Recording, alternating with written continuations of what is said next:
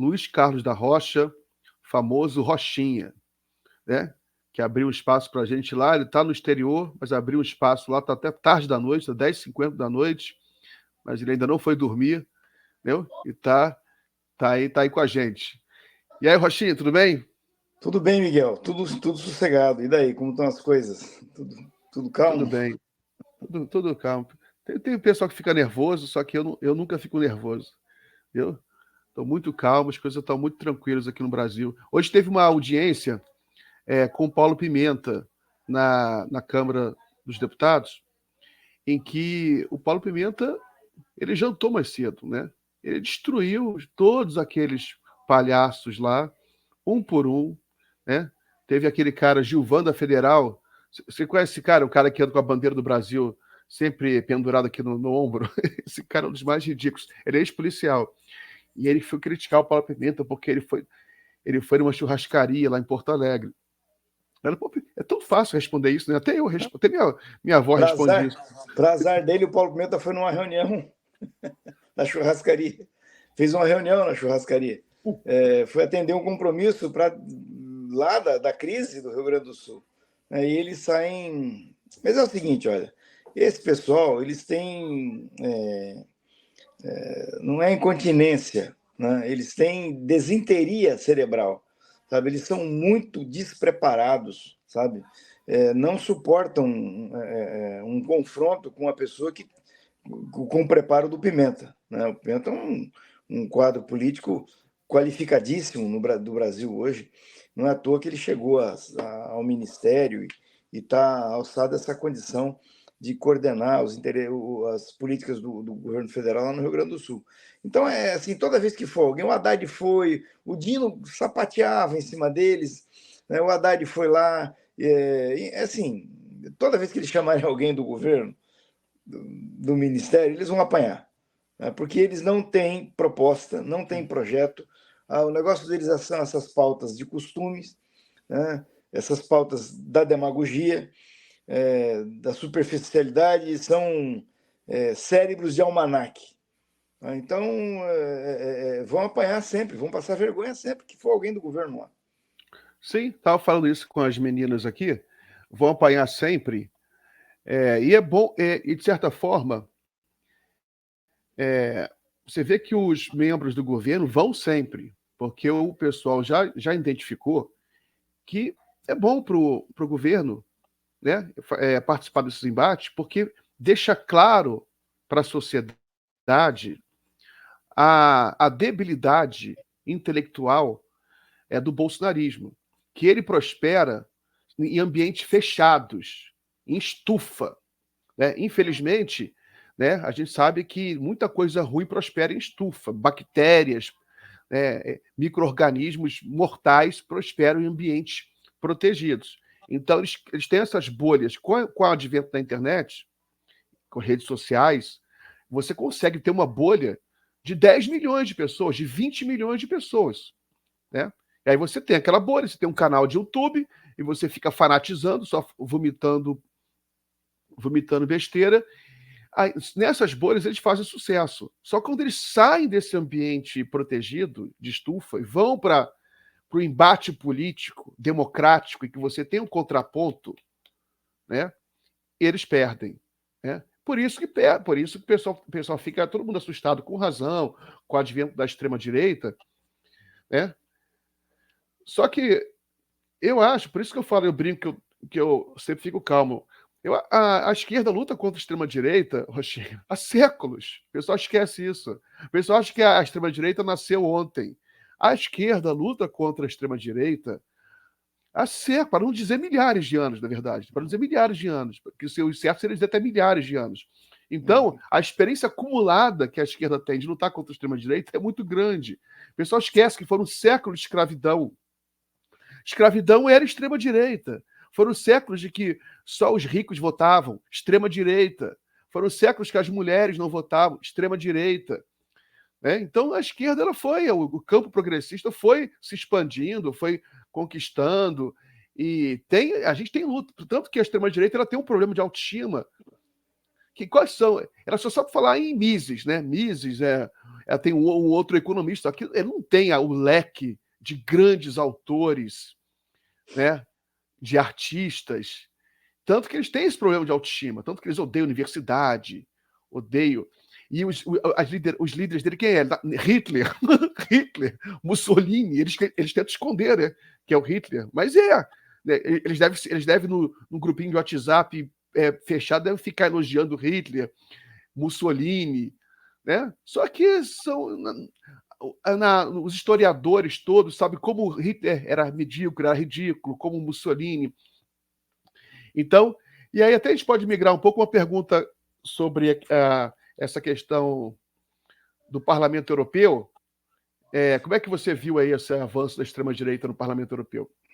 Olha, isso é uma coisa que estava precificada, né? Eu estou aqui em Paris, acompanhei a votação no domingo, acompanhei no sábado os movimentos, e isso é uma coisa que estava precificada. Tanto que o Macron, a decisão dele foi rápida. E a conta dele, na minha opinião, tá, o pessoal aqui, o pessoal mais ligado à base dele, está falando em suicídio, né, uma estratégia suicida e tal.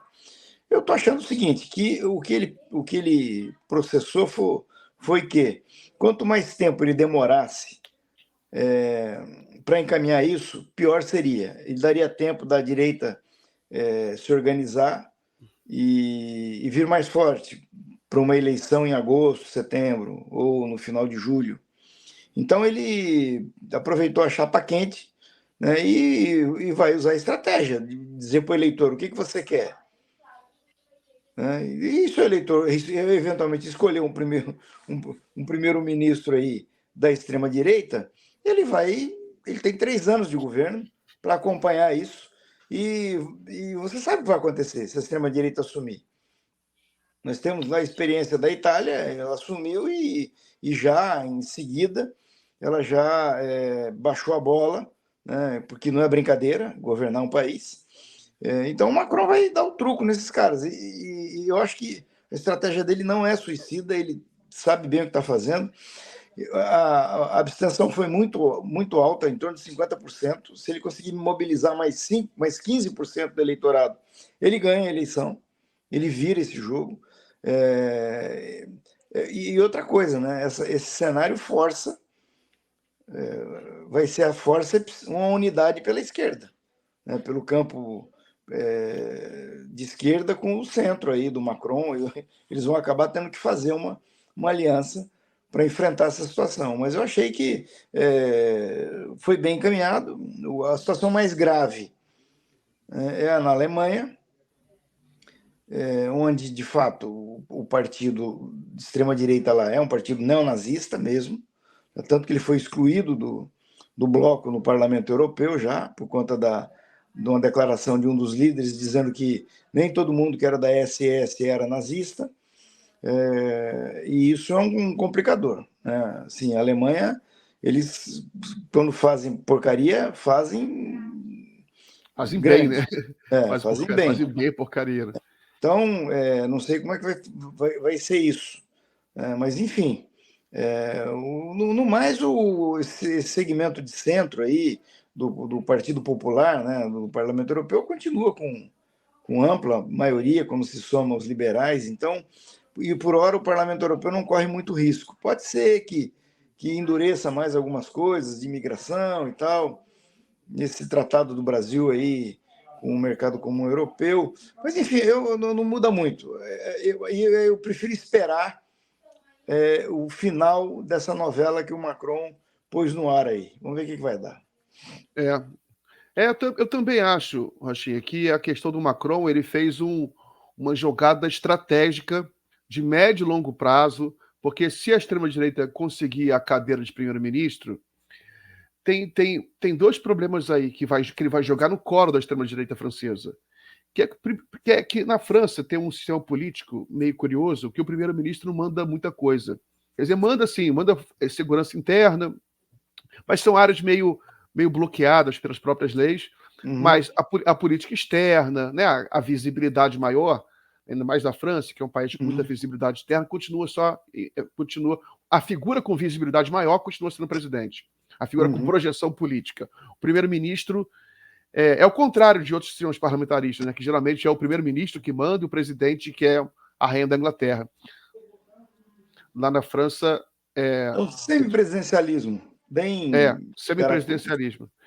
Mas o Macron continua... E ele joga na cola da extrema-direita o ônus de governar. Então, a população vai ter 3 anos para ver se a extrema-direita governa bem. Se governar bem, pode ganhar a presidência. Com ele na presidência. Né? Então, com ele na presidência, e articulando, fazendo o jogo. Né? E a questão de o centro juntar com a esquerda, quando a extrema-direita sobe, ela força a união do centro com a esquerda. E quando o centro junto com a esquerda, ganha. E a esquerda francesa é muito dividida, nossa senhora. É muito dividida e tem uma esquerda muito radicalizada, que tem que baixar um pouco a bola, se juntar com o centro, ter uma visão mais estratégica, né? E vamos ver se isso vai acontecer. Na Alemanha é outra história, mas aí pode falar. Eu acho que vai acontecer isso aqui na França, e na Alemanha aí é um pouco mais complicada a coisa. Tem essa coisa da guerra da Ucrânia, né? Isso aí tem um impacto. Isso que eu ia falar. Esse problema da guerra da Ucrânia vai criar contradições sérias, né? Porque essa extrema-direita da França e da Alemanha, eles são contra a guerra da Ucrânia, eles são contra armar a Ucrânia, eles querem acabar com esse conflito, né? Enfim, vai ser uma coisa bem interessante da gente que está do outro lado do oceano assistir. Não, isso que eu ia falar, porque a questão da polarização na Alemanha, tem a polarização direita e esquerda, como qualquer lugar, mas você tem uma outra polarização que está muito forte, que a pessoa não pode esquecer que a Alemanha ela é quase vizinha da Ucrânia e da Rússia. Ela é o país grande europeu, a grande potência europeia, mais próxima da Rússia. Né? E ela tem uma relação histórica com a Rússia. Ela foi que mais perdeu com essa guerra.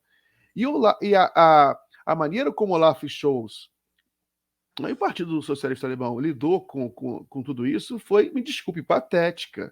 Eles foram patéticos. Eles se submeteram aos Estados Unidos de maneira vergonhosa, que decepcionou muito, por exemplo, o Sul Global. Porque o Sul Global acompanha de perto o que está acontecendo aí, né? Porque reflete na gente, né?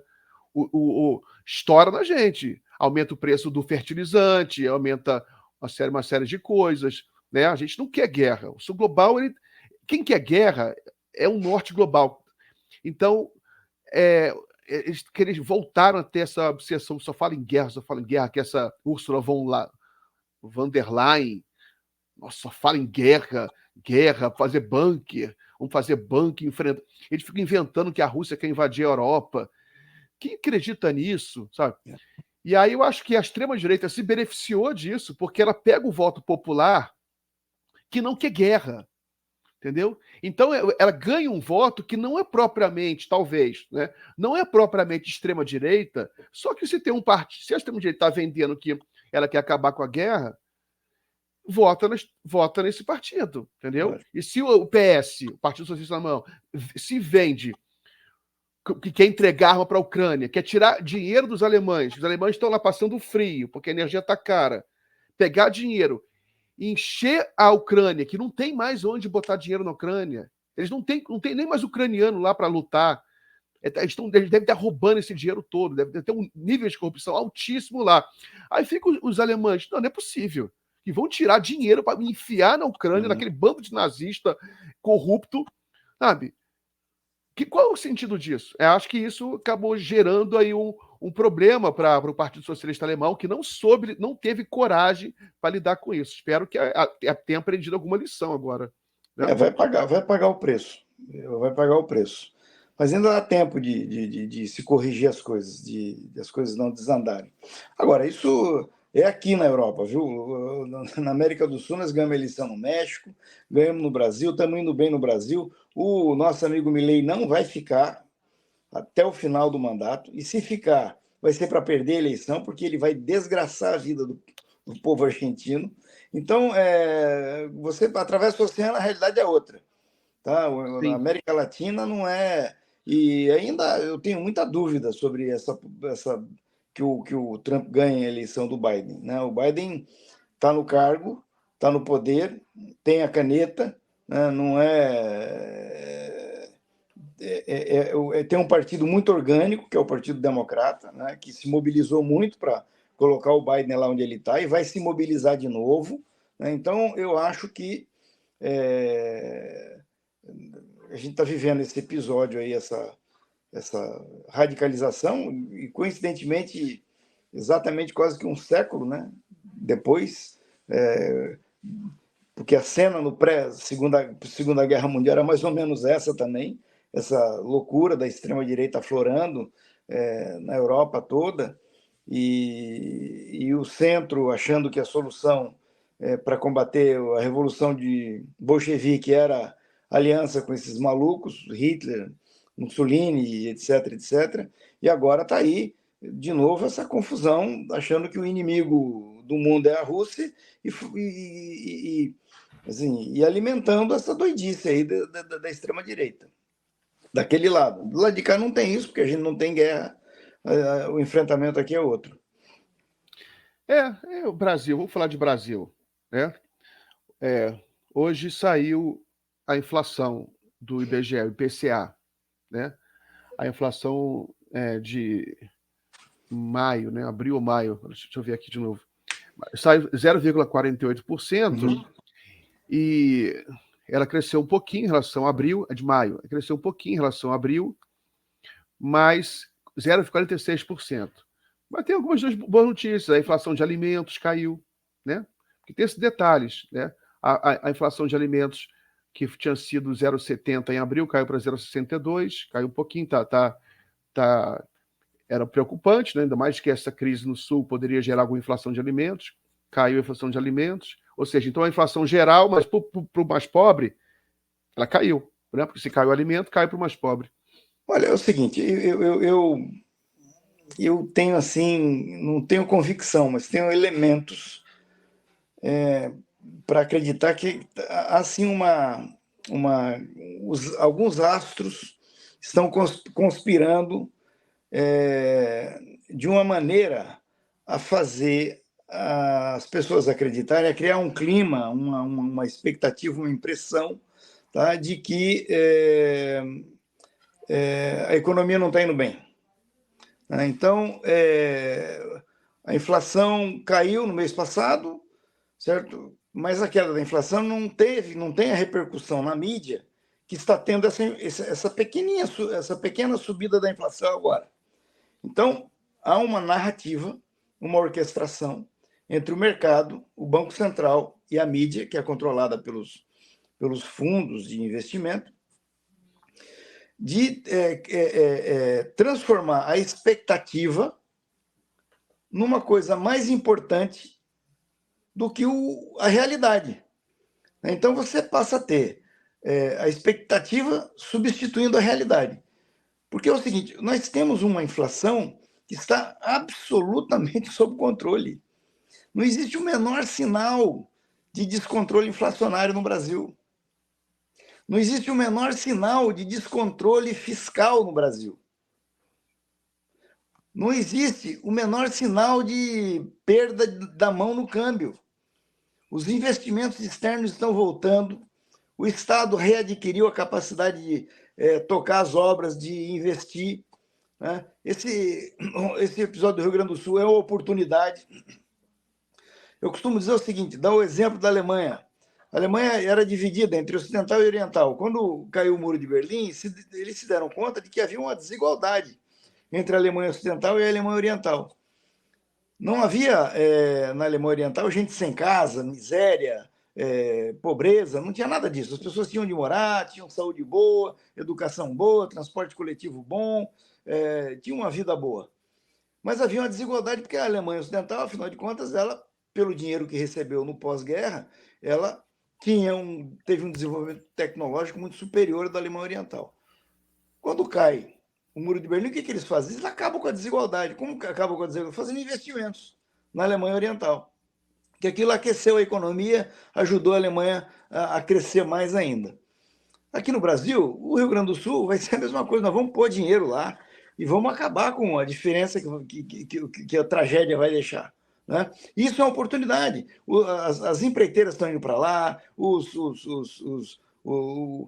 investimento no setor imobiliário está indo para lá, porque o Rio Grande do Sul é uma oportunidade de negócio. Né? Muitas empresas estão indo para o Rio Grande do Sul oferecer produtos, serviços. Isso vai gerar emprego, vai gerar crescimento no Rio Grande do Sul e no Brasil também. Então, nós estamos assistindo uma cena em que a economia está bem, a expectativa do ministro Haddad é a melhor possível, certo? Nós não temos descontrole inflacionário, não temos descontrole fiscal, o câmbio está bem, nós estamos 370 bilhões de dólares em reservas internacionais, o país está bem na fotografia, mas tem uma expectativa. Esses dias atrás, o Celso de Barros escreveu um artigo que, na minha opinião, desmoralizou isso. Ou se não desmoralizou, expôs brutalmente essa coisa. Ele pegou 3 editoriais, um da Folha de São Paulo, um do Estadão e um do Globo.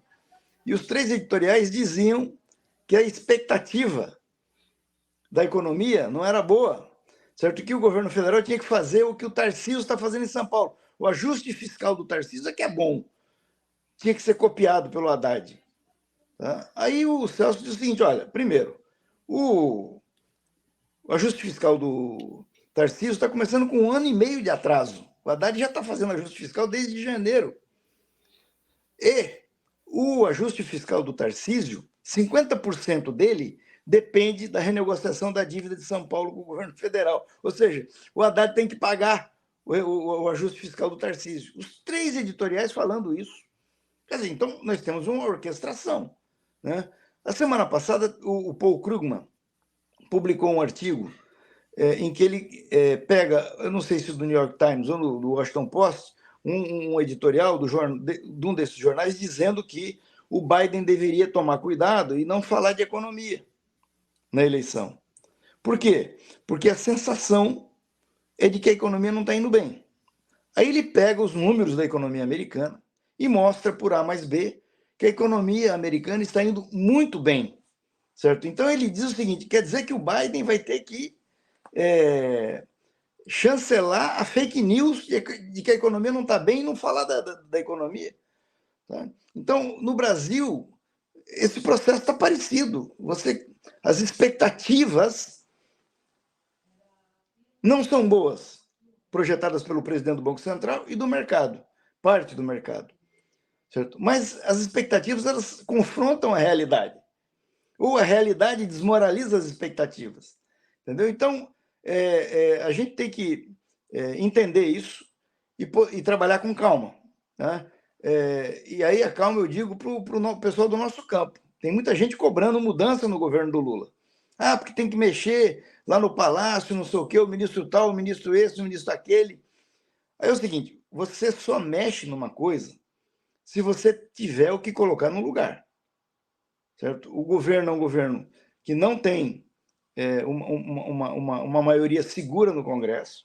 Se o presidente tiver que mexer em impostos chaves, corre-se o risco de ele ter que entregar mais do que já entregou para o Centrão, para esses setores, né, que tem ministros no governo, mas não garantem as votações nessas pautas de costume, nessas pautas da extrema-direita, eles nos têm garantido os ganhos na área econômica, mas nessas pautas, saidinha, sei o que lá, o governo tem perdido. Né? Então, mudar o governo vai alterar isso? Eu penso que não. Né? Porque essas pessoas têm uma lógica nessas votações. Essa lógica não vai mudar. Com mais ou menos participação do governo, não vai mudar. Então, esse segmento aí que verbaliza publicamente isso, acaba se somando a esse pessoal que tem vendido essa expectativa ruim do governo, da economia. Né? Então, acho que o que tem que ajustar um pouco é isso. Eu fui criado na política me sendo ensinado o seguinte, quando um presidente da República, um governador, um prefeito ganha uma eleição, certo? Normalmente ele tem uns 6 meses, 8 meses, às vezes até 1 ano de tolerância, de oxigênio para que ele possa arrumar a casa e tocar a vida da cidade, do estado, da prefeitura, do país. E também aprendi o seguinte, que um presidente da República, um governador, um prefeito, quando se elege, ele faz um pouco de amargo nos 2 primeiros anos, que é o arroxo, para criar gordura, e daí fazer as bondades nos anos finais, para daí caminhar para a reeleição. O engraçado é o seguinte, o Lula começou apanhando em dezembro de 2022. Uma coisa assim inusitada. Né? E o Lula se cobra dele agora, com 1 ano e meio de governo, que ele tenha realizações, que ele apresente resultados dos 2 últimos anos do governo. Ele está passando por um período de arrumação. A partir do 3º ano de governo, que você pode dizer, não, agora tem que fazer. Né? E o Lula já está fazendo, mas, no entanto, eu ia ressaltar isso, no entanto, ele já está fazendo, fez muita coisa. E essas análises que fazem são estranhas, porque elas desconhecem que o governo teve um ano de 2023 como o pior ano de um presidente na história da República. Um presidente da República nunca teve um ano tão ruim quanto o do Lula em 2023, que foi, ele começou a ter que trabalhar em dezembro para aprovar os projetos, sem nem ter assumido o cargo no Congresso, aprovar os projetos no Congresso Nacional. Teve o golpe de janeiro de 8 de janeiro de 2023, que foi um processo que contaminou o ano inteiro. Tá, o Supremo, o Congresso, todo mundo se debatendo com essa coisa. Agora mesmo tem aí esse problema do pessoal que fugiu para a Argentina, que vai ter que buscar, certo? Isso aí é esforço que o governo tem que fazer, que contamina a pauta política, inevitavelmente. Um governo que teve a crise de Yanomami, o calote dos precatórios, os 300 bilhões de rombo que o Bolsonaro deixou, tudo isso o governo teve que administrar. Foi um ano totalmente atípico. Aí eu vejo as pessoas fazendo uma crítica que parece que o governo o 2023 para o Lula foi um ano normal. Ele tinha que ter já feito muita coisa a mais. Então tem uma pressa, né, que eu acho que tem que ser... As pessoas têm que se conter um pouco, esperar, né? Uma cobrança que a cobrança é boa quando ela é feita na hora certa, no ambiente certo. Né? Em certas circunstâncias ela é ruim, ela atrapalha. Né? Então, eu acho isso, acho que tem assim, na mídia, no mercado, com o Banco Central, a criação de uma expectativa que está descolada da realidade, isso junta com alguns do nosso campo que ficam falando que o governo tem que mudar, né? Sem considerar as dificuldades de 2023, as dificuldades que o governo vem passando nessa articulação com o Congresso. Mas eu estou muito animado, acho que o governo foi muito bem, está, né? Indo muito bem, vai ter que ter ajuste? Vai. Agora, reforma ministerial, velho, é lá em janeiro, fevereiro, depois da eleição. Né? Até lá, nós vamos ter que sobreviver. Vamos entrar em 2026, 2025, com um presidente do Banco Central nosso, e com outro presidente da Câmara, com outra realidade. Então, aí, o Lula vai poder gastar mais energia com isso. Né? Por enquanto, acho que é isso aí mesmo. Sedimentando, consolidando o alicerce, que é o que o Haddad está fazendo muito bem, junto com a equipe econômica, e o governo trabalhando na questão do Bolsa Família, do IBAMA, reconstrução da Conab, né? Engraçado, quando o Bolsonaro destruía a Conab, vendia os armazéns da Conab, ninguém falava nada na mídia.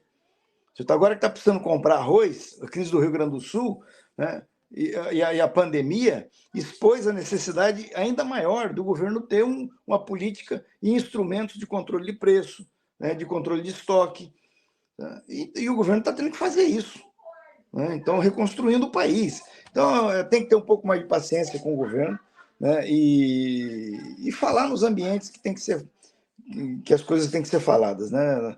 Parar com essa coisa de ficar passando informação para jornalista porque você quer ter mais espaço no governo, quer ter opinião no governo, ou quem está no governo passa também porque quer ter mais poder dentro do governo. Eu acho que a gente tem que policiar um pouco isso. Viu?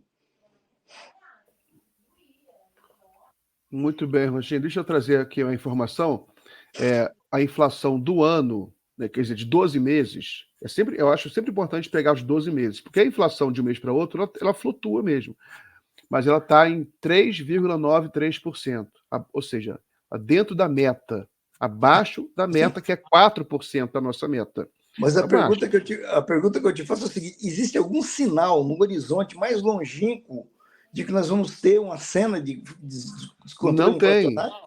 Tem projeção, existe uma ciência para isso. É que a mídia ela é muito desonesta em relação a isso, porque você tem, toda semana o Banco Central tem um boletim Focus, que ele pergunta para operadores de mercado, são agentes super conservadores, aliás, tem até um debate sobre isso, mas eles projetam inflação menor para 2025, menor para esse ano do que do ano passado, e caindo. É a projeção do mercado, né? Projeção dos agentes econômicos. Isso é importante. A projeção para o crescimento econômico desse ano é razoável. O FMI voltou a elevar, o governo reajustou para 2,3%, se eu não me engano, o FMI 2,2%, diante das circunstâncias, né? Esses caras erraram. Todas, olha aqui, ó, pode pegar aí lá em 2023. A partir de novembro de 2022, pegue as previsões que eles fizeram. O Banco Central, o mercado, esse pessoal. Eles erraram tudo, não acertaram uma do Lula 3. Inclusive, tem corretoras aí que deram prejuízo para os seus clientes apostando no pessimismo. Imagino. Então, eles erraram 2023 inteiro e aí a mídia ainda fica dando crédito para esse tipo de previsão pessimista, entendeu? Então, por exemplo, o dólar subiu um pouquinho agora. Mas, pessoal, é ridículo se preocupar com o dólar com um país que está com saldo comercial de 100 bilhões de dólares. O pessoal não entende. Eu sou jornalista, não sou economista. E aumentando. Se você tem um saldo comercial de 100 bilhões de dólares, não tem problema cambial. Não tem, porque vai entrar dólar. E, então, não vai... Porque o dólar só pode explodir se faltar dólar. Mas como está entrando mais dólar do que jamais na história, não vai ter, é impossível, matematicamente impossível. Então o problema não é esse. Sem contar, como você tem muita gente que está ganhando dinheiro em dólar, essas pessoas geram emprego aqui no Brasil, então o câmbio não é um problema, não tem perspectiva de ser um problema. Eu concordo. Eu acho que na hora que o governo começar a acertar o passo na questão da indústria, da retomada da indústria naval, nessas obras grandes que estão sendo projetadas aí, nós vamos chegar a 2026 o governo vai chegar muito forte em 2026. Sim. E tem muito terrorismo fiscal. Essa nova novela. Rombo fiscal. Você tem uma série de manipulações. Volto à questão. O Roberto Campos Neto, né? Vai ver a apresentação do Roberto Campos Neto, que não é nenhum petista, nenhum esquerdista radical, né? Ele faz a apresentação, tá aí, ele está fazendo uma série de apresentações aí, mas até fui ver, é sempre a mesma. Ele projeta, o Roberto Campos Neto, sou eu falando não, que o déficit fiscal esse ano, 2024, vai ser de 0,6%, 0,4%. O governo é mais otimista. No ano que vem vai ser zero. O governo projeta superávit no ano que vem. Ou seja, melhorando a questão fiscal. E isso você tem que olhar um pouco para frente, porque o déficit fiscal que houve no passado foi carregado do Bolsonaro, né? Que ele deu calote nos precatórios. O orçamento era do Bolsonaro, né? E outra coisa, nós vamos começar a experimentar a reforma fiscal, né?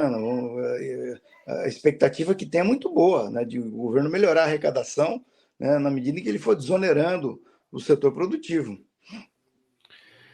Sim, você tem essa coisa, você tem alguns projetos que vão frutificar, que demoram um pouco para frutificar. Por exemplo, esse projeto da neoindustrialização. Isso aí é um dos projetos mais importantes do governo Lula e não é da noite para o dia, né? Porque você tem que reconstruir o setor industrial. Isso, por exemplo, tem um setor que foi destruído nos últimos anos, o setor do Complexo Industrial da Saúde, que vai renascer, né? Isso aí tem vários projetos nesse sentido. E sobre outra coisa também, sobre o leilão, né? Todo mundo fala do leilão, o leilão foi cancelado de arroz. Já comentei isso, vou comentar de novo, quero a sua opinião. Vê se você concorda comigo. Se você fica muitos anos sem fazer leilão, é óbvio que você tem um desaprendizado. Você tem, depois de anos, 10 anos sem fazer leilão, primeira vez que o governo faz leilão, né? Aí você tem uma retomada. O leilão cancelou, faz outro. Isso não é problema. Isso não é problema, é só fazer outro. Ruim, O problema olha, não é isso. o problema seria se o governo tivesse seguido com o leilão e assinado o contrato com essa empresa aí, né? O governo fez o quê? Veio a notícia, o governo fez uma investigação, porque isso tem que ter um procedimento, não é assim, né? E chegou à conclusão de que, de fato, havia uma coisa inadequada, cancelou o leilão e vai fazer outro leilão. Agora, como é que o governo vai controlar previamente quem participa do leilão? O leilão Não é pode, público, é secreto. tipo, É secreto. É o que o envelope governo não fechado. pode é chancelar isso. E o governo não chancelou, tomou providência. Aliás, muito diferente do que o Bolsonaro fazia na compra de vacina, na compra de materiais durante a pandemia. Todas aquelas coisas estranhas, né? As denúncias vinham e não se apuravam, não se dava bola para aquilo. Agora não, o governo foi e fez o que tinha que fazer e toca a bola para frente. Vamos fazer o leilão de volta. O importante é comprar o arroz para impedir que a especulação aumente o preço do alimento e da inflação. Exato. Rocher, chegamos aqui ao final da nossa entrevista. Agradeço muito você ter participado. Quer deixar algum recado final, alguma coisa que eu É um esqueci de perguntar? prazer sempre participar com você aqui. Estou sempre à tua disposição. Valeu. Então, um abraço. Boa estadia aí. A gente se fala em breve. Até Um a próxima. abraço.